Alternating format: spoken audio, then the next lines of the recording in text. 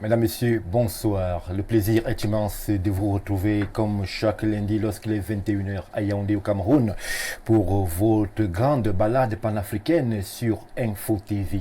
Ce soir, nous allons braquer les projecteurs de la réflexion panafricaine sur un constat qui est fait de façon alarmante.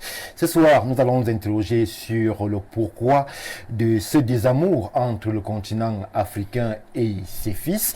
On ne compte plus les personnes qui, issues du continent, quittent le continent tous les jours avec femmes, enfants et surtout capacité intellectuelle. Elles vont désormais du côté de l'Amérique du Nord. Le Canada en particulier accueille à bras ouverts de nombreux Africains.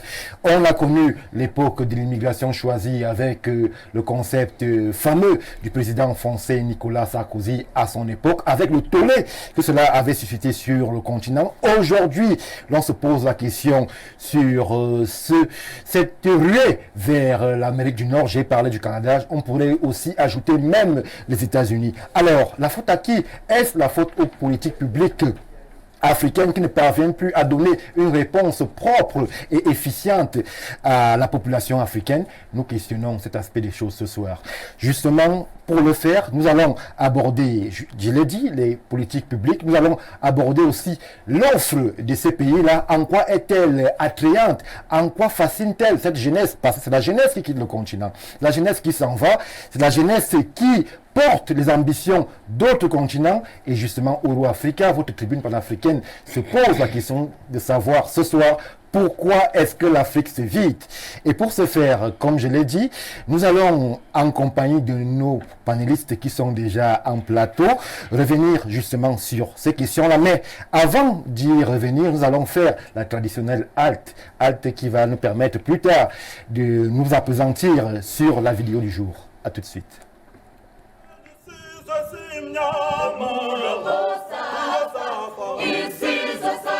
Assis à même le sol devant le portail fermé, le drapeau du Cameroun accroché, symbole de l'appartenance à la mère patrie. Des messages inscrits sur des pancartes brandis ce 27 novembre au siège du Parc national de génie civil, Madjeni.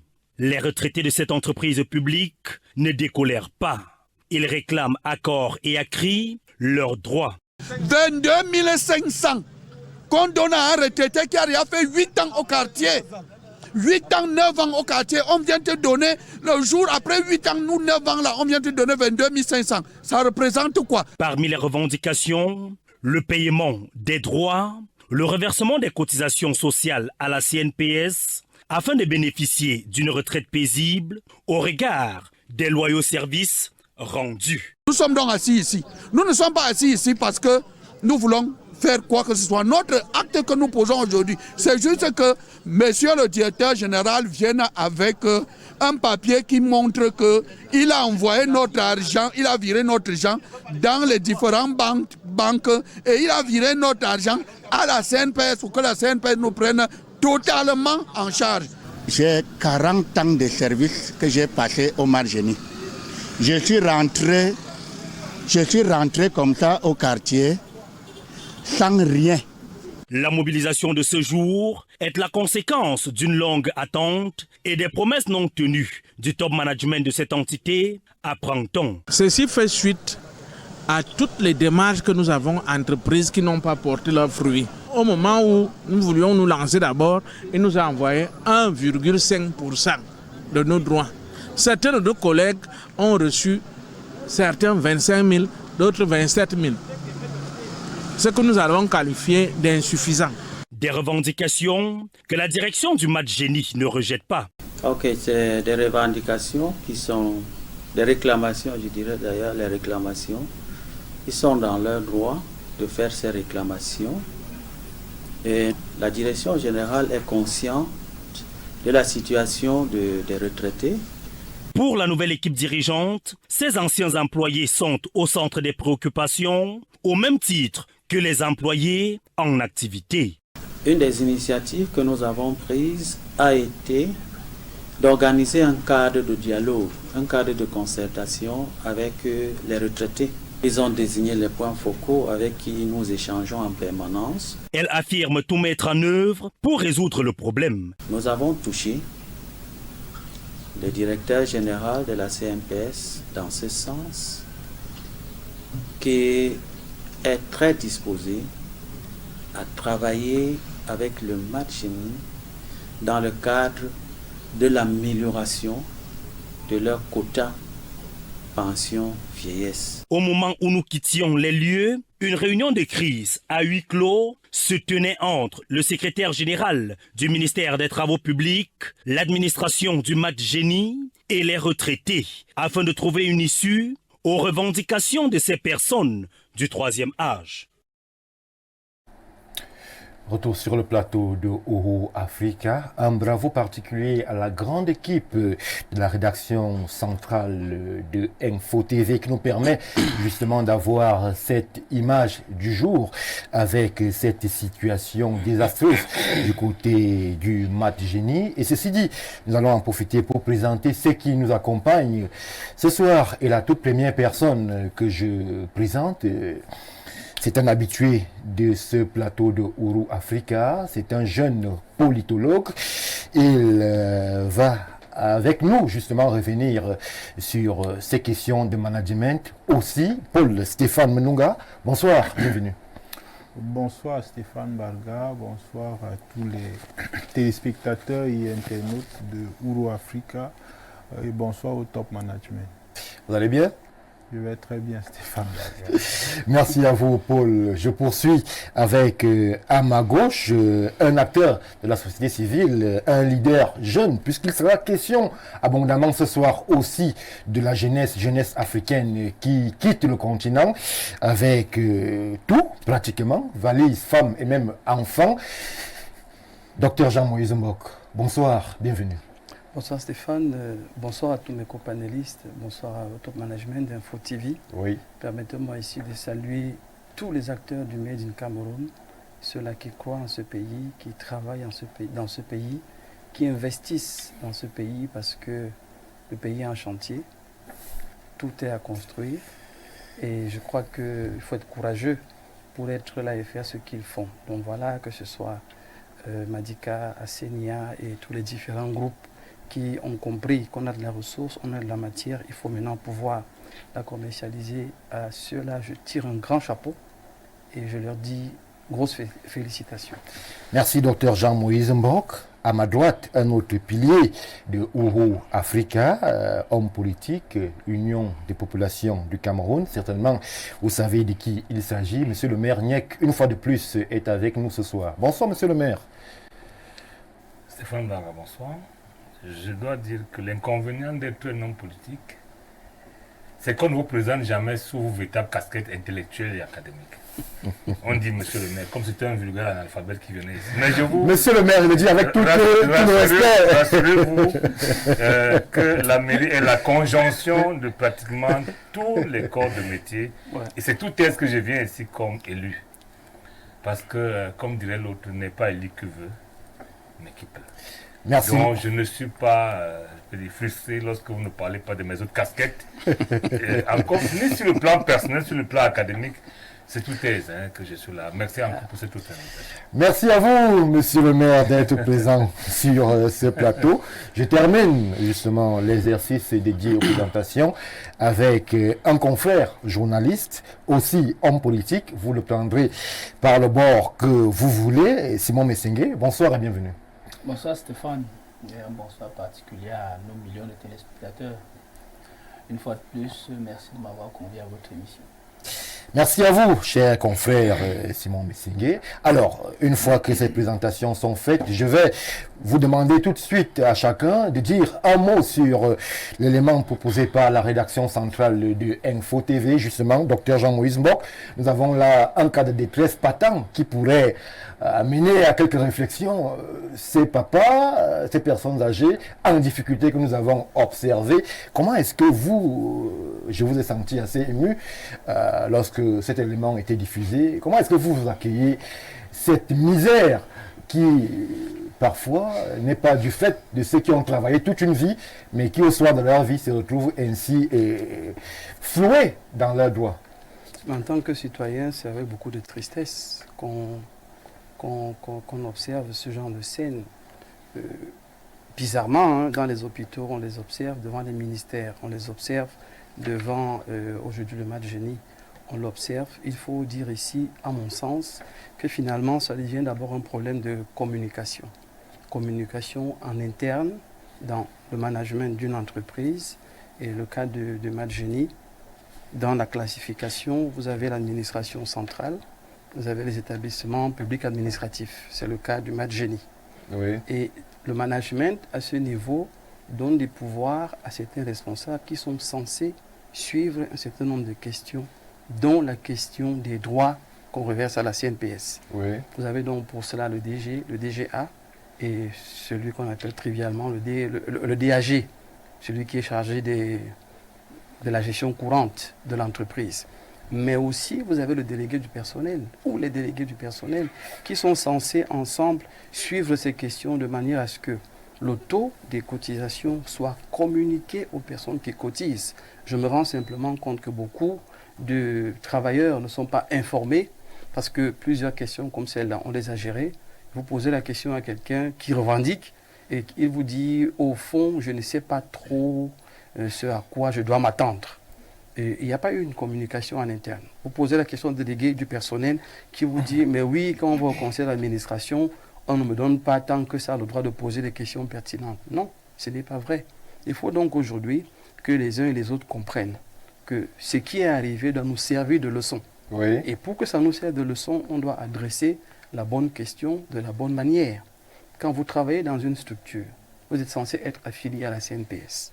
Vous faites 2 ans, 3 ans, 5 ans. Vous n'avez aucune information sur l'état de vos cotisations. Vous avez un délégué du personnel qui est censé suivre cette question-là. S'il ne suit pas la question, vous avez le droit, en tant que cotisant, de poser la question à la CNPS, qui se fait l'obligation de vous répondre. Alors, quand les travailleurs ne sont pas informés de ces questions-là, on va se mettre à courir dans tous les sens et le problème va perdurer.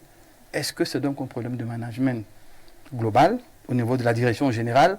Parce que moi, je suis le DG qui dit non, on ne conteste pas vraiment cette question et le DG de la CNPS est ouvert à échanger. Ça veut dire que le problème n'est pas la CNPS.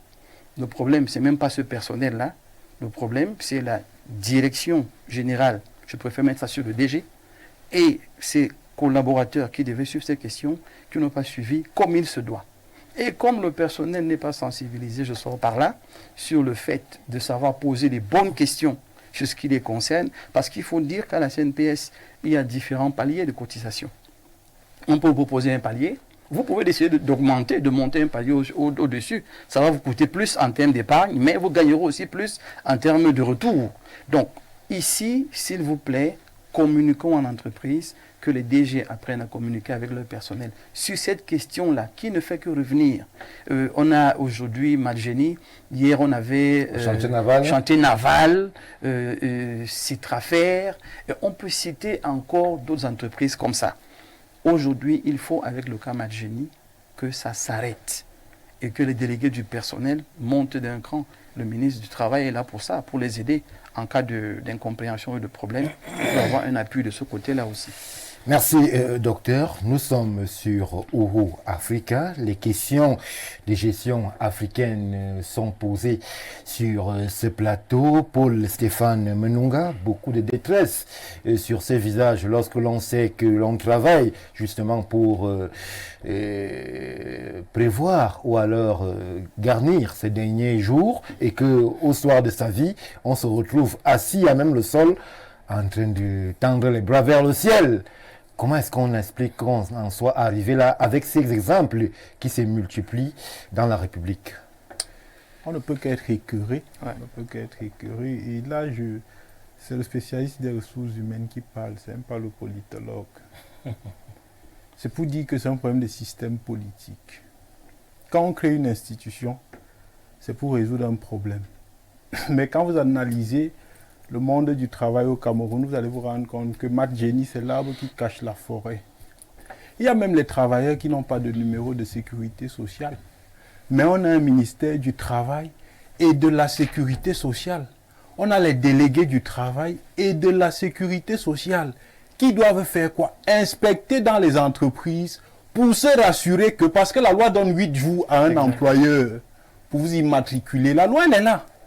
La loi dit que Quand je vous recrute dans mon entreprise, j'ai 8 jours pour vous immatriculer et la loi m'oblige, il y a même des sanctions derrière cette loi. Ça veut dire que l'inspecteur ou le délégué du travail, quand il vient faire son inspection en entreprise, doit se rassurer que chaque employé est dépositaire d'un numéro de sécurité sociale, mais ils ne le font généralement pas.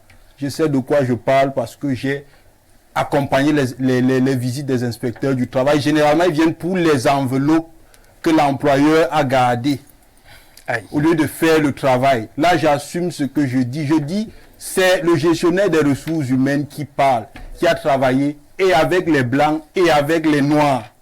Donc, je dis ce que j'ai généralement vécu. Et beaucoup de personnes ne le démentiront pas. Donc, généralement, quand ils viennent en entreprise, au lieu d'inspecter, ils viennent prendre les enveloppes que l'employeur a gardées pour eux. Quand il vient, il ne fait même pas le travail, il décharge sur le DRH. Et il ne veut même pas savoir si on a reversé. C'est très grave ce que vous dites. Je dis la vérité. Je dis que je dis la vérité. Je dis tout haut ce qu'on dit tout bas. Quand il vient, il décharge sur le DRH, il ne fait même pas son travail d'inspection. D'un. De deux, il y a d'autres employeurs qui vont même plus loin. Ils vous coupent des cotisations sociales qu'ils ne reversent même pas. Ouais. Je me rappelle, et ça c'est l'histoire de ma grande sœur, elle enseignait dans une école dont je vais taire le nom. Et chaque jour, elle me dit qu'elle a affiliée à la CNPS, on lui coupe 5 000 francs. Et moi, en tant qu'expert, je lui dis que c'est quelle CNPS qu'on te coupe 5 000 francs? C'est stratifié. On ne peut pas te couper 5 000 francs depuis que tu es entré parce que ton salaire doit augmenter et il y a une manière de calculer la CNPS. Je lui demande que tu as un numéro de sécurité sociale. Elle me dit que le numéro de sécurité sociale, c'est quoi? Wow. C'est là où je lui dis que ça veut dire qu'en fait, ton employeur coupe ton argent, il ne reverse même pas. Effectivement, il est arrivé qu'il coupe son argent depuis 5 ans. Il ne reverse même pas. Donc, dans toute l'école, là, il coupe à tout le monde 5 000 francs. Il dit qu'il reverse à la CNPS. Il ne reverse pas. Qui doit donc faire ce travail de veille? C'est l'inspection du travail. Parce que c'est le rôle de l'inspection du travail. Quand il parle de l'inspection du travail, il s'agit du ministère du Travail et de la Sécurité sociale qui est la tutelle de la CNPS. Généralement, on accuse la CNPS pour rien. Quand vous avez cotisé à la CNPS vous paye votre argent. Quand vous voyez que la CNPS ne vous paye pas, c'est que l'employeur n'a jamais reversé votre argent au niveau de la CNPS ou votre argent n'est jamais arrivé. Parce que les travailleurs accusent souvent la pauvre CNPS pour rien. Les gens qu'ils doivent accuser, c'est l'employeur et le ministère du Travail qui doivent faire en réalité leur travail. Et je sors en disant que c'est normal que les gens perçoivent 22 000. Vous savez pourquoi? Non. Parce qu'avant 2015, parce qu'il y a un décret de 2015 où le président vient revaloriser ce qu'on appelle le salaire cotisable calculé, qui passe de 300 000 à 750 000 francs. Ça veut dire qu'avant 2015, vous pouviez avoir un salaire de 2 millions, mais on calculait votre pension vieille sur la base de 300 000. Ça faisait donc que tu pouvais aller en retraite et te retrouver avec 50 000 francs de salaire. Donc c'est normal que les pères que j'ai vus à la télé se plaignent aujourd'hui qu'ils soient à la retraite et ils touchent 22 500. Vous comprenez qu'il y a un gros travail à faire, une grosse réforme à faire dans le monde du travail. Et moi, je félicite la CNPS, ça beaucoup de gens ne le savent pas. La CNPS a mis des instruments aujourd'hui qui vous permettent de contrôler votre cotisation sociale. Ça veut dire que vous n'avez pas besoin de courir derrière votre employeur. Vous entrez simplement dans le site de la CNPS. Quand vous avez votre numéro de sécurité sociale, vous savez s'il a versé, vous savez combien il a versé, vous savez s'il ne verse pas. Et vous avez la possibilité de dénoncer quand il ne verse pas pour que la CNPS vienne faire des enquêtes et vous immatriculer d'office. Merci Paul Stéphane Menunga. Simon Messengue, beaucoup de détresse sur les visages de ces vieillards et même personnes âgées que nous avons interrogés. Beaucoup aussi de dépit par rapport à une carrière, une vie sacrifiée. Le Madjeni, c'est le cas d'école, mais d'autres exemples foisonnent sur l'espace public. Comment est-ce qu'on comprend que quelqu'un travaille toute une vie, mais au soir de sa vie, malheureusement, on lui dit qu'il n'y a rien pour lui? Moi, je vais peut-être pas élargir mon spectre d'action. Je vais rester au niveau du Madjeni pour dire que l'entreprise même n'est pas en bonne santé. Le Madjeni a connu son âge d'or avant qu'il y ait la libéralisation de ces secteurs-là.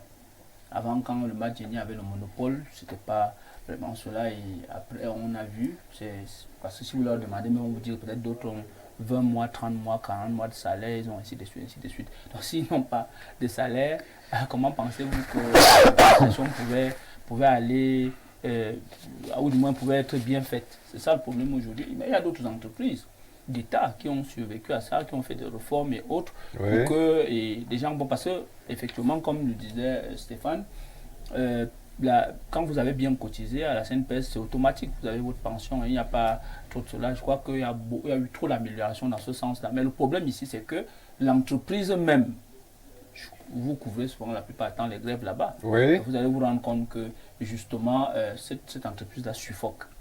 Elle suffoque et je pense que l'État doit faire quelque chose. Parce qu'aujourd'hui, on est beaucoup plus porté à donner les marchés à des entreprises étrangères, ainsi de suite, alors que le Madjeni est là. A-t-il la capacité de pouvoir répondre à ces demandes? Bien sûr. Parce qu'on parle d'un matériel, d'un parc assez désuet. C'est un peu là, on ne peut pas poser cette question. C'est un peu comme si vous avez la météo. C'est-à-dire que vous avez un marché qui concerne la météo, vous partez chercher un journal autre que la météo et pour dire après que bon, la météo n'était pas capable de le faire. C'est bon, la météo se porte très bien. C'est pas le cas du Madjeni.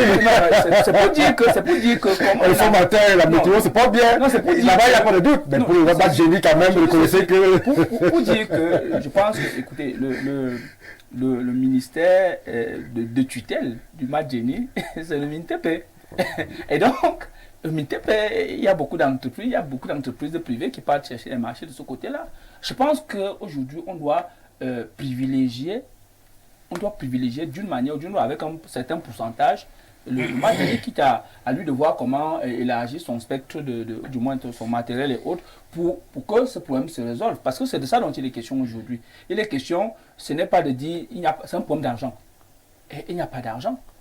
Et c'est la faute du Madjeni. C'est le Madjeni qui doit régulariser ce problème au niveau de la CNPS. Et pour le faire, il faudrait bien qu'on trouve les voies et moyens de donner un certain portefeuille au Madjeni pour qu'il s'en sorte. Sinon, ça va dans tous les sens. Merci, Simon Messengue. Monsieur le maire, je termine par vous. On parle de beaucoup d'argent à ce niveau. 30 ans, parfois, ils ne sont pas 10, ils sont une centaine qui ont le même sort, malheureusement. Est-ce que vous pensez que cette société, parmi tant d'autres, Madjeni, qu'on voit assez claudicante, qu'on voit assez à genoux, pour être capable de répondre aux aspirations de ces travailleurs que l'on voit aujourd'hui dans le dénuement total?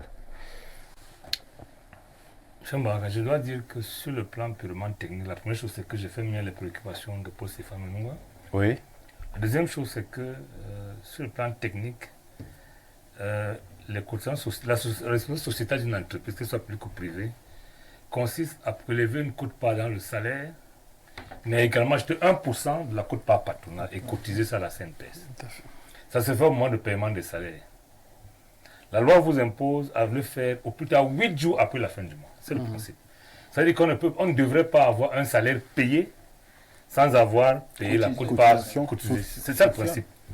Les entreprises qui sont dans cette situation sont celles qui n'ont pas moyen de faire les salaires. Parce qu'on ne devrait pas payer un salaire sans cotiser. C'est ça le principe.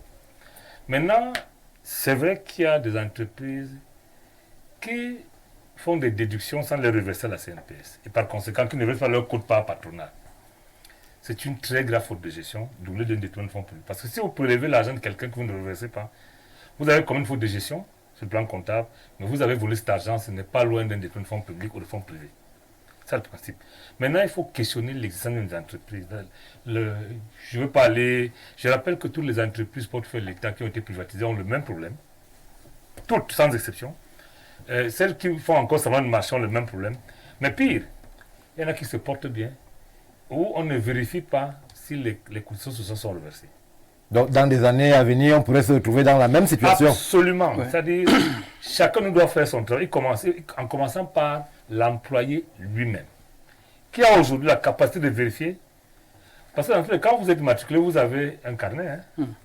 Vous ne l'avez pas, vous n'êtes pas matriculé. Je comprends très peu que c'est 30 ans plus tard, que j'en parle.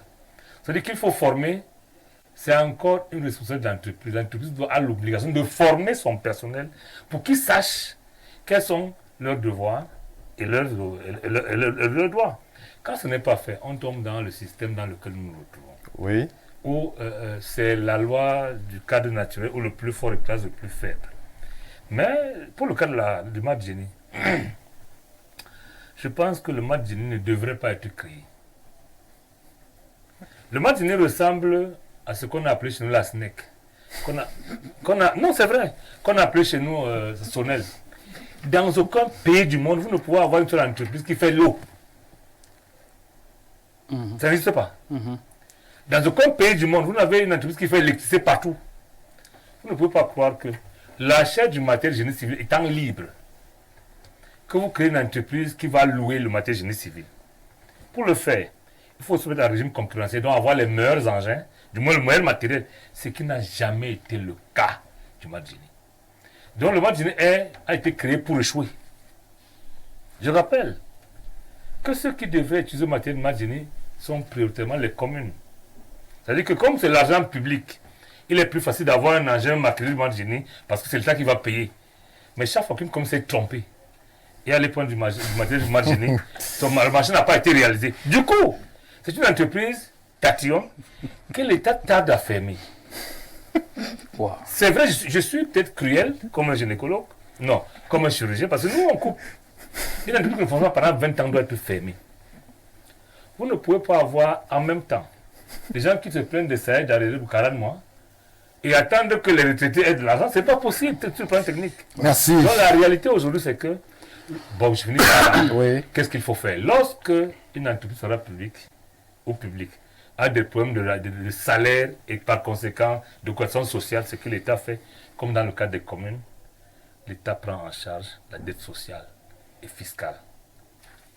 Ce n'est pas le rôle de la CNPS, parce que la CNPS est une entreprise qui va faire des bénéfices pour payer. C'est clair. L'État, je dis l'État, le trésor public, doit prendre en charge ce que ces entreprises n'ont pas pu faire et le faire. Merci. Maintenant, est-ce que la collaboration gouvernementale permet de le faire? C'est-à-dire entre le match génie, la tutelle technique qu'est le MINTEP, la tutelle financière qu'est le MINFI, et la tutelle globale qu'est l'État ou le gouvernement, qu'est-ce qui se passe? Est-ce que ces gens sont en cohérence intellectuelle pour qu'on comprenne que, comme l'humain, la matière première d'un chef d'entreprise, avant les machines, c'est les hommes. C'est ça le problème. Donc, est-ce que l'État se rend compte que lorsque les hommes ne fonctionnent pas, le reste ne va pas fonctionner? Donc moi, j'interpelle l'État du Cameroun. Merci, monsieur le maire. Par là, permettez-moi de dire que ça marche, ça ne marche pas au Madjini. C'est le rôle de l'État.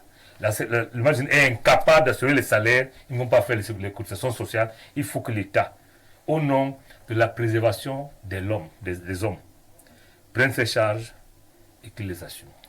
Merci, monsieur le maire. Voilà ce qu'on pouvait dire sur cet arrêt sur Euroafrica, où justement les politiques africaines les politiques publiques seront interrogées ce soir à l'échelon africain. Ce qui est dit sur ce plateau, évidemment, aura fait abondamment réagir sur nos plateformes. Essayons, pour que l'on ne se perde pas, de relayer une ou deux contributions avant que véritablement nous entrions dans le menu principal du jour.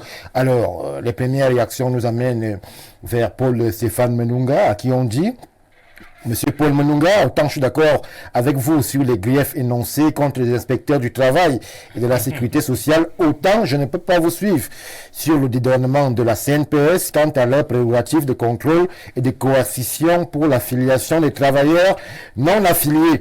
Je dis aussi comme vous haut et fort que ça demeure encore à nos jours un chapelet de bonnes intentions, malgré quelques réformes courageuses dans le traitement des prestations familiales. Merci à vous, référent Emmanuel Mpako, d'avoir réagi. Bonsoir. Que faire pour les entreprises qui déclarent pas les salaires tels que le bulletin, vers qui on doit se plaindre? Malheureusement, prenons une autre contribution. Bonsoir. comme le Margeni et les autres sociétés, la SICAM est dans la même situation. Je préfère m'arrêter là. C'était pas l'objectif du soir. On a essayé juste de pointer du doigt un manquement